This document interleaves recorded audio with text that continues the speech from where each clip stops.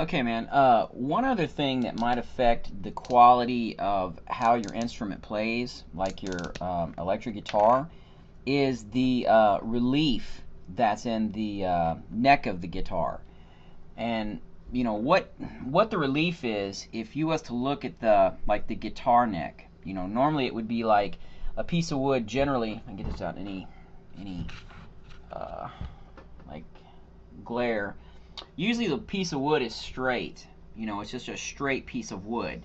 But what happens when you have strings here and here, like if this is the bridge part up here, and this is the, let's say this is the bridge and this is the nut. You've got the string is actually pulling, from one point, it's pulling from the other point. So doesn't really matter where. And what that has a tendency to do, when you got something got points that are pulling one way, or both actually, it's pulling if it pulls both ways, it's actually causing the neck to do this. It's bowing the neck. Okay, it'll actually bow, especially if if there's a lot of tension or you use really heavy strings, it'll bow it up. So what you have to do is you have to reduce this bowing back to the proper height. And the way to look at it to see if your guitar is set up right, or at least that should be set up, like in a almost like a standard fashion, is take a look at if you fret one finger on the first fret, like you got the first fret here, and you fret another finger on the 14th fret. What you're going to do is you're basically pinning the string down. Take a look at about the 7th, somewhere in between, about the middle, and see what distance you have between the actual fret itself and the string. And usually you want that to be about a thickness of a credit card. So when you fret at the 1st to the 14th, take a look at the 7th fret and see what the distance is between the fret and the string. If the string is touching the fret, that means that any time you get up higher than the 7th fret, the odds are when you strum it, your string vibrates. And when it does, it looks like a football actually. It vibrates. The most vibration is here. And then it's less vibration as it goes out the string. So if you don't have good clearance, the string is bouncing up and down, and it's going to hit that fret. And what you're going to hear is like a bzz, bzz, and it's going to cut the nut short. I mean, it's going to not cut the nut, but it's going to cut the note short. So it's going to like go bzz, bzz, bzz, make kind of a funny noise. And they call that buzzing. It's fret buzz.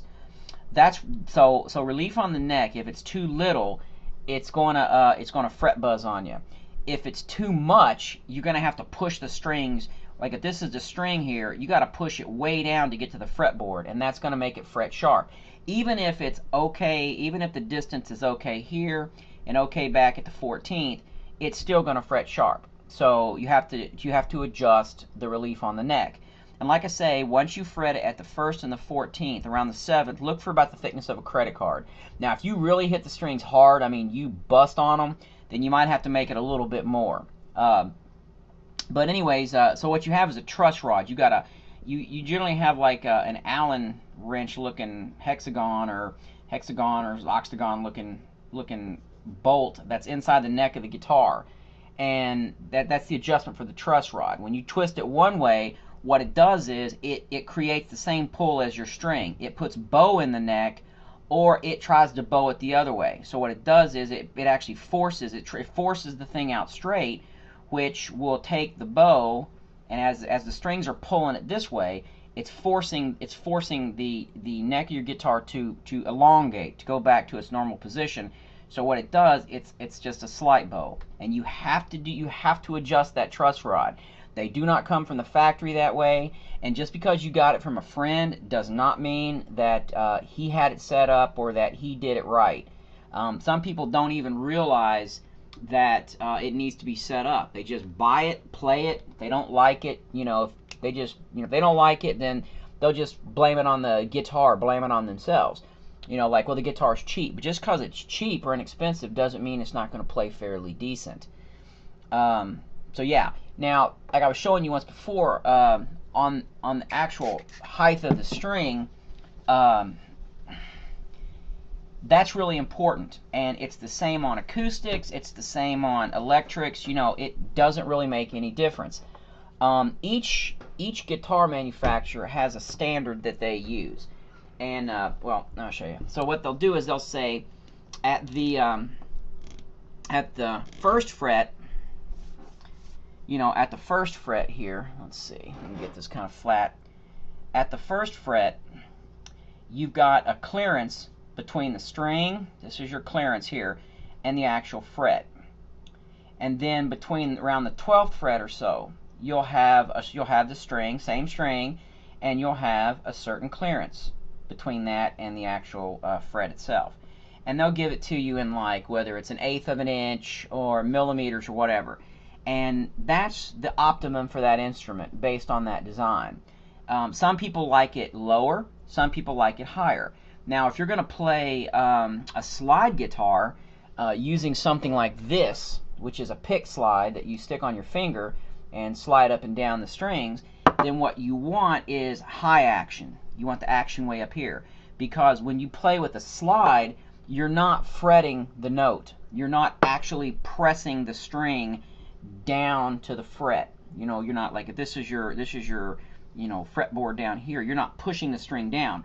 What you're doing is you're laying the slide on the string. So if this was the bridge over here, and this is the nut over here, what you're doing is you're shortening the distance of that string, raising the pitch by just moving, by sliding this on the string. That's why it's called a slide. You slide it on the string, or you pick it up and move it and then slide back and forth. You don't press down and fret with it. So in that case, you'd want high action. But to use your fingertips, you want the action fairly low. And anyways, that's pretty much that. So that might be one reason that it's also you know, not playing too good. So like I say, it doesn't matter if it has Fender on it, doesn't matter if it has Gibson on it. That makes absolutely no difference whatsoever. Just because it's a name brand does not mean that it was set up. Oftentimes, you can buy instruments for really, really cheap that are worthless.